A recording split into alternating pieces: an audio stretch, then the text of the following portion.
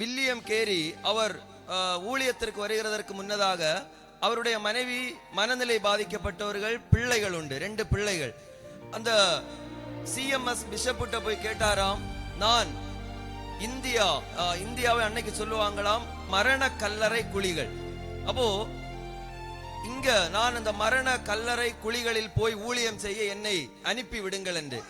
அப்போ அந்த பிஷப் அன்னைக்கு நினைச்சாரு, இவங்க மனைவிக்கு மனநிலை சரியில்லை, ஓகே, இப்ப இவருக்கும் மனநிலை சரியில்லாம போனதா என்று.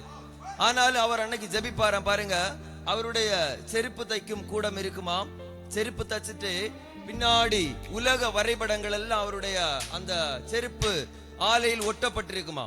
அப்போ அவர் இப்படி ஜெபிப்பாராம், கர்த்தாவே, என்னை எங்கே அனுப்ப வேண்டுமோ என்னை நீர் அங்கே அனுப்ப வேண்டும் என்று. அல்லேலூயா.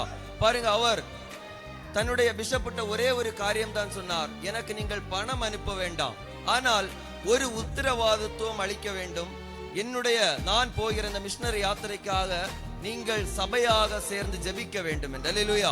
அப்படி ஜெபித்து அனுப்பப்பட்டவர் தான் வில்லியம் கேரி. பாருங்க, வேதாகமத்தை 40 மொழிகளில் மொழிபெயர்க்க காரணமாயிருந்த ஒரு நபர் தான் வில்லியம் கேரி. அல்லேலூயா.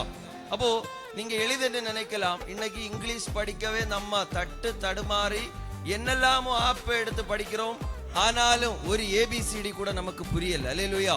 ஆனால் பாருங்க, வெளிநாட்டில இருந்து கடந்து வந்தவர், கர்த்தர் ஒரு மனிதனை பயன்படுத்தினது 40 மொழிகள். ஒரு நாளைக்கு தன்னுடைய அறையில் எல்லா புஸ்தகங்களும் வேதாகமத்தை டிரான்ஸ்லேஷன் பண்ணி வைத்திருக்கிறார். மனநிலை பாதிக்கப்பட்ட மனைவி தீ கொளுத்தி விட்டார்களா, ரூம் முழுவதுமாக எரிந்து சாம்பலாய் போனது. அல்லேலூயா. ஆனாலும் அந்த மனிதர் ஒரு நாளைக்கு கூட சொல்லல, என்னுடைய மனைவி வேண்டாம், இவ இப்படிதான் சொல்லல. அவளை ஏற்றுக்கொண்டு சொன்னார், இனியும் இதை விடவும் நான் கர்த்தருக்காக பயன்படுவேன் என்று.